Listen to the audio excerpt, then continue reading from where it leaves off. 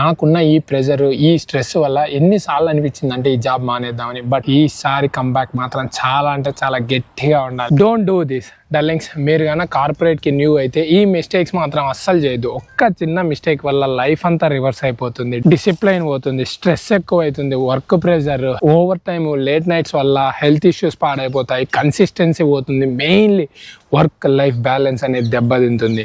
అలాంటి ఒక్క చిన్న మిస్టేక్ వల్ల అవన్నీ నేను ఫేస్ చేశాను కాబట్టి చెప్తున్నా.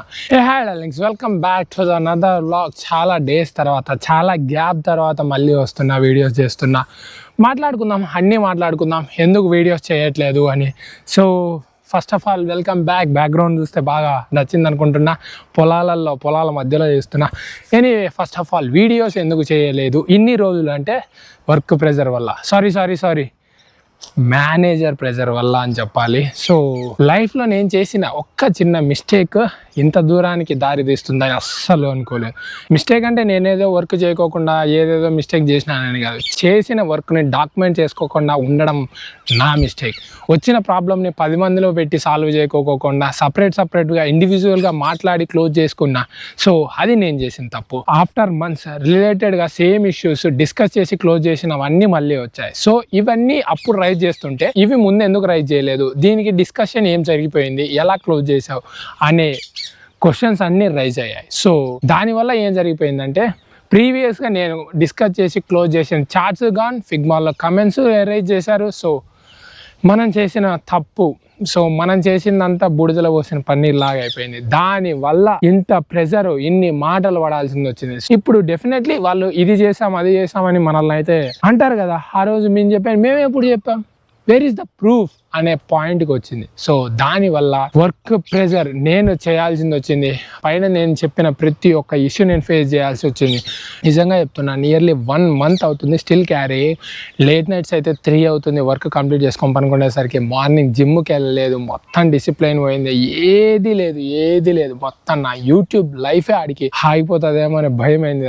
ఒక్క వీడియో కూడా పెట్టలేదు. లాస్ట్ నాకు తెలిసి మధ్యలో ఒక వీడియో ఎప్పటిదో ఎడిట్ చేసింటే అది కూడా అప్లోడ్ చేసిన. మధ్యలో ఒక వీడియో అదేంటి నేను ఉన్నాను పోలేదు అని ఒక వీడియో అయితే వదిలే. అది కూడా టైం లేక ఎట్లా ఒకటి తెచ్చుకొని ఆ వీడియో అయితే చేసి కంప్లీట్ చేసుకున్నా. సో నేను చెప్పేది ఏంటంటే, సో ఫస్ట్ వచ్చేసి డాక్యుమెంట్స్ చేయకపోవడం, అండ్ సెకండ్ వచ్చేసి క్లియర్ కమ్యూనికేషన్ లేకపోవడం. మనకు జరిగేది మనం చేసే వర్క్ పైన క్లియర్ కమ్యూనికేషన్ అనేది డెఫినెట్లీ ఉండాలి. క్లియర్ కమ్యూనికేషన్ లేకపోతే వాళ్ళు ఒకటి చెప్తారు, మనం ఒకటి అర్థం చేసుకుంటాం. సో దీనివల్ల కూడా చాలా ఇష్యూస్ జరిగిపోయాయి. సో మళ్ళీ ఆ ఇష్యూస్ రెక్టిఫై చేసుకుందాం అనుకుంటే అంత టైం కూడా లేదు మనకి దగ్గర.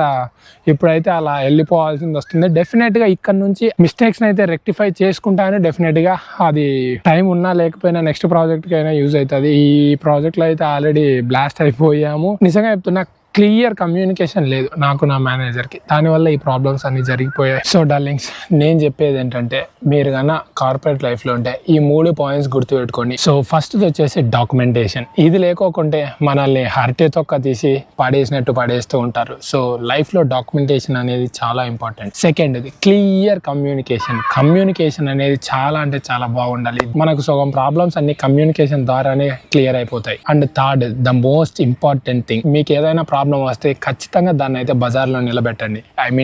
ఏమంటున్నానంటే అది నార్మల్ జనరల్ వర్డ్స్లో చెప్పా. సో మీకు ఒక్క చిన్న ప్రాబ్లం వచ్చినా కూడా మెయిల్లో రాసి అందరినీ ట్యాగ్ చేయండి. సో దాన్నే ఇలా అందరికీ తెలిసేలా చేయండి. ఒక్క చిన్న ప్రాబ్లం వచ్చినా కూడా 10 మందిని ఇన్వాల్వ్ చేయండి, అప్పుడే మనం సేఫ్గా ఉంటాం. సో ఈ 3 పాయింట్స్ చాలా అంటే చాలా ఇంపార్టెంట్, గుర్తుపెట్టుకోండి. డాక్యుమెంటేషన్, క్లియర్ కమ్యూనికేషన్, ప్రాబ్లం వచ్చింది మెయిల్ చేయడం. ఆఫీస్లో ప్రతి ఒక్కరు మనకు అపోనెంటే, ప్రతి ఒక్కరు వాళ్ళ సేఫ్టీలో ఉంటారు, మన జాగ్రత్తలో మనమే ఉండాలి. Be careful. కొత్తగా జాయిన్ అయితే ఈ 3 పాయింట్స్ గుర్తుపెట్టుకోండి. నాకున్న ఈ ప్రెషర్ ఈ స్ట్రెస్ వల్ల ఎన్నిసార్లు అనిపించిందంటే ఈ జాబ్ మానేద్దామని. But lack of plan B వల్ల మనం అయితే ఆగిపోయినాం.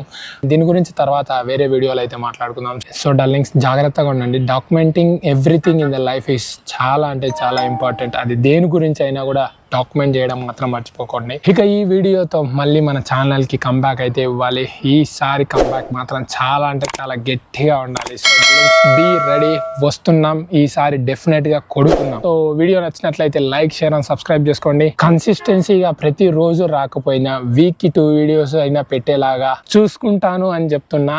మోస్ట్లీ ఆ ప్రెజర్ని అయితే తగ్గించుకుందాము అని అనుకుంటున్నా. ఉంటుంది, ఇంకా ఉంది, అయిపోలేదు. బట్ మనము టైంని సెట్ చేసుకోవాలి మన ఛానల్ కోసం, మన గ్రోత్ కోసం. ఆ ప్లాన్ బి అని అన్నా కదా, ఆ ప్లాన్ బి కోసమైనా మనం అయితే దీన్ని కంప్లీట్గా ఫోకస్ చేయాలి. That's all for the video darlings. నచ్చితే లైక్, షేర్ అండ్ సబ్స్క్రైబ్ చేసుకోండి. Definitely we're coming back.